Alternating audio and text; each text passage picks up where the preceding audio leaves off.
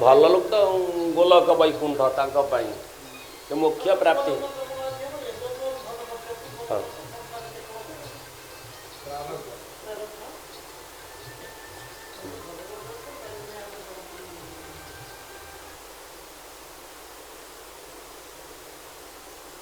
ହଁ ଶୁଣ ହୋ ସାଧୁ ଜନେ ଏଥୁ ଉତ୍ତାରେ ଚରିତ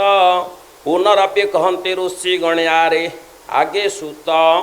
ପୂର୍ବାର୍ଜିତ କର୍ମ ପାଶେ ଆବଦ୍ଧ ହୋଇଣ କର୍ମରୁ ଫଳକୁ ସଙ୍ଗେ ଘେନି ଜନ୍ତୁଗଣ ସ୍ୱର୍ଗ ଆଦି ପୁଣ୍ୟସ୍ଥାନେ ଦିବ୍ୟ ଭୋଗ ପାଇ ବସନ୍ତି ଆନନ୍ଦ ମିନ ସମୟ କଟାଇ। ପାପୀମାନେ ଅରଜିଲା ପାପ କର୍ମ ଫଳେ ଅତ୍ୟନ୍ତ କଠୋର ଦଣ୍ଡ ପାନ୍ତି ଜମଆଡ଼େ ସୁକୃତି ବା ପାପୀ ହଉ ସୁଖ ଦୁଃଖ ଚୟ ଭୋଗ କରି କରି ଲୋକେ କର୍ମ ହୁଏ କ୍ଷୟ ତେବେ ସ୍ୱର୍ଗ ବା ନର୍କ ଭୋଗ ସେ ଛାଡ଼ିଣ ମର୍ତ୍ତ୍ୟମଣ୍ଡଳ ଆସି ଜନ୍ମନ୍ତି ପୁଣ ସର୍ବଭୟ ସଂକୁଳ ଯେ ମୃତ୍ୟୁ ବାଧାଯୁକ୍ତ ସ୍ଥାବର ଯେ ଦେହ ଧରି ହୁଅନ୍ତି ସଞ୍ଜାତ ବୃକ୍ଷଲତା ତରୁ ଗୁଳ୍ମ ପର୍ବତ ଯେ ତୃଣ ସ୍ଥାବର ନାମେ ପରିଚିତ ହୁଅନ୍ତି ଜାଣ ଏମାନେ ସର୍ବଦା ମୋହରେ ଆଚରଣ ନଥାଏ କୌଣସି ରୂପେ ହିତାହିତ ଜ୍ଞାନ ସ୍ଥାବର ତନୁକୁ ପ୍ରାପ୍ତ ହୋଇ ପ୍ରଥମରେ ବୀଜ ରୂପେ ଜନମୟୀ ଜୀବ ଏ ପୃଥିବୀରେ ତଦନ୍ତେ ଜୀବ ସଙ୍ଗେ ଜଳଯୁକ୍ତ ହେଲେ ଉଷ୍ମଜାତ ହୋଇ ତାହା ଫାଟିଯାଏ ଭଲେ ସେ ଫାଟ ଭିତରୁ ମୂଳ ହୁଏ ବାହାର ମୂଳ ଜନମନ୍ତେ ଉର୍ଦ୍ଧ ଉଠଇ ଅଙ୍କୁର ସେ ଅଙ୍କୁର ଗୋଟେ ପତ୍ର କାଣ୍ଡ ଲତା ରୂପେ ପରିଣତ ହୋଇ କ୍ରମେ ବୃଦ୍ଧି ଆପେ ଆପେ କାଣ୍ଡରୁ କୁରକ ଜନ୍ମେ ସେ କୋହରକ ପୁଣ କର୍ମେ ପୁଷ୍ପ ସ୍ୱରୂପକୁ କରଇ ଧାରଣ ପୁଷ୍ପ ମଧ୍ୟ କେତେ ଫଳ କେତେକ ବିନିଷ୍ଟ କେତେ ହୁଅନ୍ତି ଫଳ ହେତୁରୁ ଯେ ମୂଳ ସେ ପୁଷ୍ପ ସକଳ କ୍ରମେ ପ୍ରବୃଦ୍ଧ ହୋଇଲେ ମୂଳରୁ ତାହା ପୁଷ୍ପ ଜନମୟୀ ଭଲେ ତହୁ ଅଳ୍ପ କାଳେ ରବି କିରଣ ସଂଯୋଗୀ ଔଷଧି ରସ ପ୍ରବେଶ କରେ ତୁଷ ମାର୍ଗେ କ୍ଷୀର ହୋଇଣ ଯଥା ସମୟରେ ଆପେ ପରିଣତ ହୁଏ ପୁଣି ତଣ୍ଡୁଳ ସ୍ୱରୂପେ ତଣ୍ଡୁଳ ସକଳ କଲେ ଦୃଢ଼ତ୍ୱ ଧାରଣ ତହିଁ ପରେ ମରିଯାଆନ୍ତି ଔଷଧିର ଗଣ ବନସ୍ପତି ଗଣ ଏ ଔଷଧିଙ୍କ ପ୍ରାୟ ଜାତ ହୋଇ ବୃକ୍ଷ ରୂପେ ଧରନ୍ତି ସମୟେ ଭୋକ୍ତାର ସଂସ୍କାର ବର୍ଷକ ମଧ୍ୟରେ ଫଳବନ୍ତୀ ହୁଅନ୍ତି ଯେ ଦୈବ ଯୁଗରେ ଏପରି ସ୍ଥାବର ଦେହ ପାଇ ଜୀବଗଣ ବହୁ କାଳ ଯାଏ ବଞ୍ଚି ରହିଥାନ୍ତି ଜାଣ ପବନ ଆଘାତେ ଶସ୍ତ୍ର ପାତ ଦାବା ନଳ ଖରା ବର୍ଷା ଶୀତ ଆଦି ଦୁଃଖ ଯେ ବହୁଳ ବୃକ୍ଷ ରାଜ୍ୟ ତାଙ୍କ ପାଇଁ ବି ଯନ୍ତ୍ରଣା ନାହିଁ ପବନ ହେଲା ଡାଳ ଫାଳ ଭାଙ୍ଗିଦେଲା ଖରା ବର୍ଷା ଶୀତ ଆଦି ଦୁଃଖ ଯେ ବହୁଳ ତା ସବୁ ଅନୁଭବ କରି କରି ଶେଷ ମରଣ ଲଭନ୍ତି ପୁଣି ସେହି କାଳ ବସେ ସ୍ଥାବର ଦେହକୁ ପରିତ୍ୟାଗ କରେ ପୁଣ କର୍ମୀ ରୂପେ ଜାତ ହୋଇ ଲଭନ୍ତି କଷଣ କ୍ଷଣକେ ଜୀବିତ ହୋଇ ପରୀକ୍ଷଣେ ମରି ପଡ଼ନ୍ତି ସେ କର୍ମୀଗଣ କର୍ମକୁ ଆଦରି ବଳବନ୍ତ ପ୍ରାଣୀମାନଙ୍କର ଆକ୍ରମଣ କରି ନ ପାରନ୍ତି କେବେ ସେ ନିବାରଣ ଶୀତ ବାତାଦ୍ରେ କ୍ଲେଶ ଅନୁଭବ କରି କ୍ଷୁଧା ତୃଷାଦ୍ରେ ପୀଡ଼ା ସମ୍ଭାଳି ନ ପାରି ମଳମୂତ୍ର ମଧ୍ୟ ସଞ୍ଚରଣ ସେ କରନ୍ତି ତହିଁରେ ବହୁତ ଦୁଃଖକୁ ଲଭନ୍ତି ଏହି ରୂପେ କର୍ମ ହୋଇ ବହୁ କାଳ ପରେ ଜନ୍ମ ହୁଅନ୍ତି ପୁଣି ପଶୁଙ୍କ ଯୋନିରେ ପଶୁ ଜନ୍ମରେ ବହୁ କ୍ଲେଶ ସହ୍ୟ କରି ଉଦ୍ବେଗ ହୁଅନ୍ତି ବୃଥା କାରଣରେ ଡରି ନିତ୍ୟ କ୍ଷତ ଜାତ ଦୁଃଖ ଭୋଗ କରିଣ ସେ ନିଜ ମାତା ସଙ୍ଗେ ରନ୍ତି ହୁଅନ୍ତି କାମ ବସେ ନାରଦ ବିଷୟ ଅନୁରାଗ ସେ କାଳରେ ଭୋଗ କରନ୍ତି ବହୁ ଦୁଃଖ ନିରନ୍ତରେ କେବଳ ଜନ୍ମରେ ମାଂସ ଭୋଗୀ ହୁଅନ୍ତି ତାହା ହୋଇଥାନ୍ତି କନ୍ଦମୂଳ ଶାକ କେଉଁ ଦିଗରେ ଖାଆନ୍ତି ଦୁର୍ବଳ ପ୍ରାଣୀଙ୍କ ପ୍ରତି ହିଂସା ଯୁକ୍ତ ହୋଇ ଅପାର କଷଳା ପାଆନ୍ତି କେଉଁ ଜନ୍ମ ପାଇ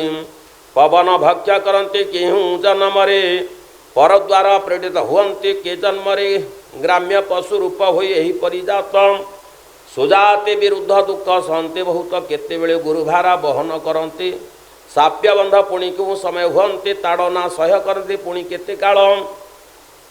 କାନ୍ଧରେ ବହନ୍ତି ଭାରା ବହି ଅନ୍ତରାଳ ଲୋହ ଶାଳାକାର ଦାହ ପାଇ ଶରୀରରେ ଛଟପଟ ହେଉଥାନ୍ତି ଅତି ବ୍ୟାକୁଳରେ ଅପାର କଷଣ ଏହିପରି କରି ଭୋଗ ନାନା ଯୋନିରେ ଜନ୍ମନ୍ତି ସେ ପାପୀ ସର୍ବ ପ୍ରତ୍ୟେକ ଜନ୍ମ ସେଉ ଲାଭ କରି କରି मनुष्य जन्म शेषे लभंती विचारी शेष हूँ मनुष्य जन्म पशु पक्षी कीट पतंग स्थावर जंग जिते अच्छी पर शेष मनुष्य जन्म पाए मनुष्य जन्म शेषे लभंते बेचारे कही के नित्य पुण्य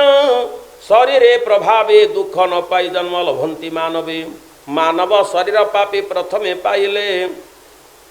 चर्मकारी नारी जोनि लाभ करे हेले तापर अन्यान्य सूत्र जोनि रे उत्पन्न होई अजाति अरूपे कार्य करे जान धावक लेखक किबा शासक कारक भृत्य दास आदि कर्म करई अनेक केहू दरिद्र होई के हीनांग होई अधिकांग होइल से दुख को सही आवरण नादि रोग मान भोग करे नाशा कर्ण जिह्वा पद हाथ आदि रोगरे पीड़ित हुए सब अनेक प्रकार तापर जा हुए शुण आनंद मनर आबर मनुष्य जन्म जेमंत हुई मुता कौच शुण मन कर्ण दे नारी पुरुष बेनिकर मैथुन कालरे आद्यरे पढ़ी विद्या जाहि जरायुरे से समय जीवा निज कर्म बसे कार्य सहित आसी जरायु पशे शुक्राउ शोणित दोहिंकर मिलने कल्लल भंती जात किछि क्षण मैंने सेउटारे कर्माय बुने हेबार संजात परिपूर्ण हुए अर्धमासे पर्यंत एक मास पूर्ण हेले जननी जठरे डिम्बिक प्रमाण से गोलाकृति धरे से दिन ठारू सेहु चेतना को पाए थय बेगरे मातार उदरे बढ़ई गोटे स्थान केबे न होइण स्थिर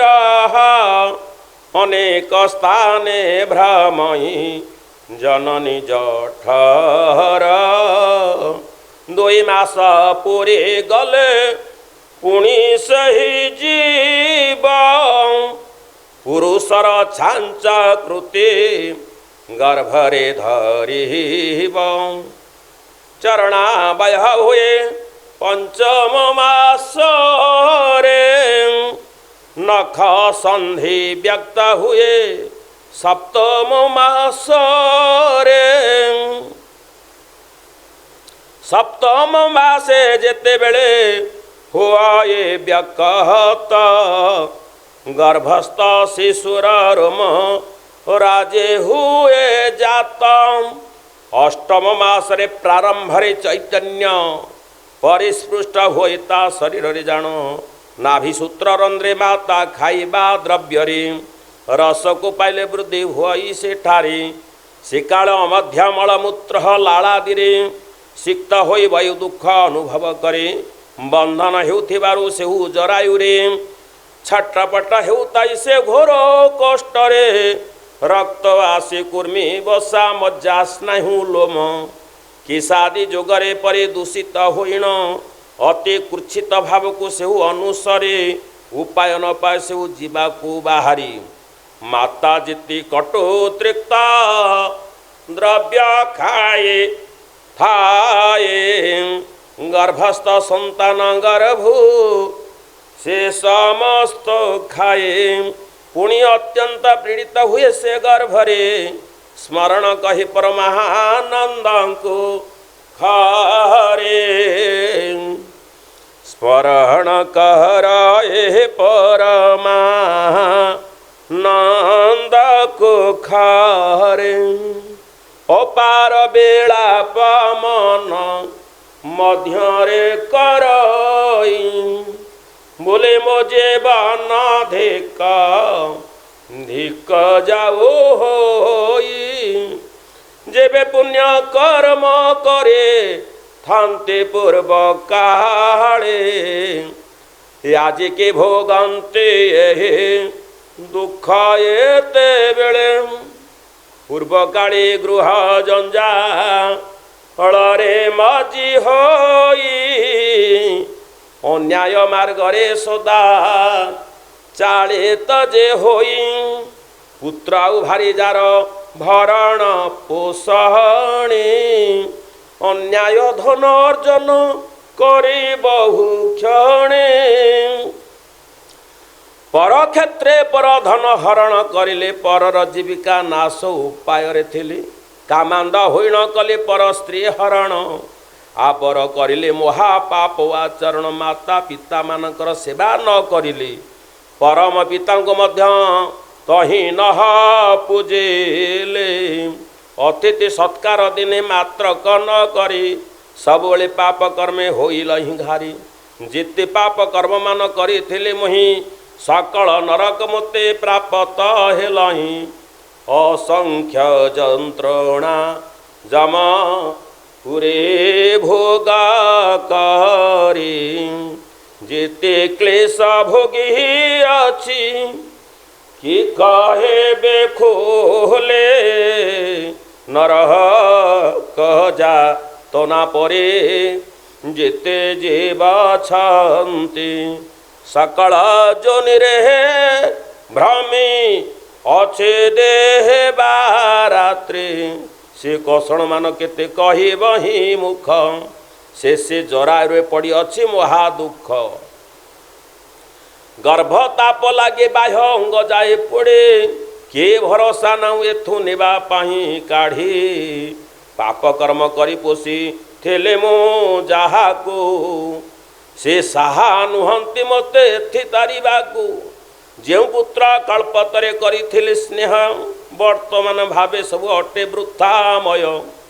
ସେମାନେ ଯେ ଯାହା ମାର୍ଗେ କରିଲେ ଗମନ ମୁହିଁ ଏକା ଏଥେ ପଡ଼େ ଭୋଗୁଛି କଷଣ ମୁହିଁ ଏକା ଏଥେ ପଡ଼େ ଭୋଗୁଛି କଷଣ ଆହାରେ ଦଏବ ଦେହ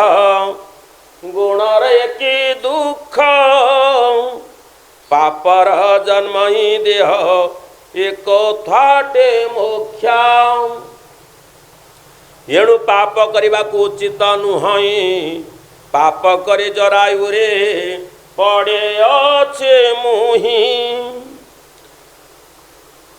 ଆନର ସମ୍ପଦ ଦେଖି ପୂର୍ବ ଜନ୍ମରେ ସହି ନ ପାରି ମୁଁ ଦୁଃଖ ହୋଇଲି ମନରେ କାୟ ମନ ବିଚାରଣେ ମୁହିଁ ସେ କାଳର ଅପରକୁ ପୀଡ଼ା ଦେଇଅଛି ଘୋରତର ସେ ପାପ ଫଳକୁ ଏବେ ଭୋଗୁଛି କଷଣ କି ଆଉ ସୁଖ ଦେବ ମୋତେ ଯେ ଆଣିଣ କିଏ ଆଉ ସୁଖ ଦେବ ମୋତେ ଯେ ଆଣିଣ ହେମନ୍ତ କ୍ରନ୍ଦନ करे गर्भे थे बाजिब गर्भ बाहरिबा पाई मने भावे सर्व मातार गर्भर जो संतान थिला पर्यंता तार पूर्व कथा मने पड़ जाए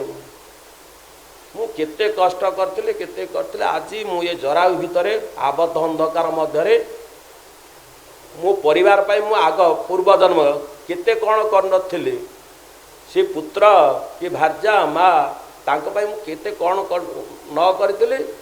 अथच मु एठी अछि जरायु भितरे केही मते साहा भरोसा टिके नाही मन मध्यरे चिंता करूची जीव जेतले मातृगर्भर आसिला परे माया लागला भूली गला आउ से मने पड़िबो ने माया लागला भूली गला सब कथा प्रभुंकर नाम भूली गला से खुश आ ये जन्म आउ पाप कर्म न करेबे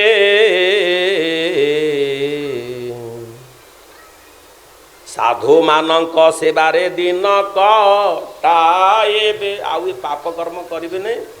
ये अंधकार कोठरी भितर का मु आसवा मन करें साधु संग मान सांग करी मो मोक्ष प्राप्ति पुनरपि आउ जन्म मोर न हो प्रभु आउ मु जन्म होगा मर्त्य धाम को आउ मु केते कष्ट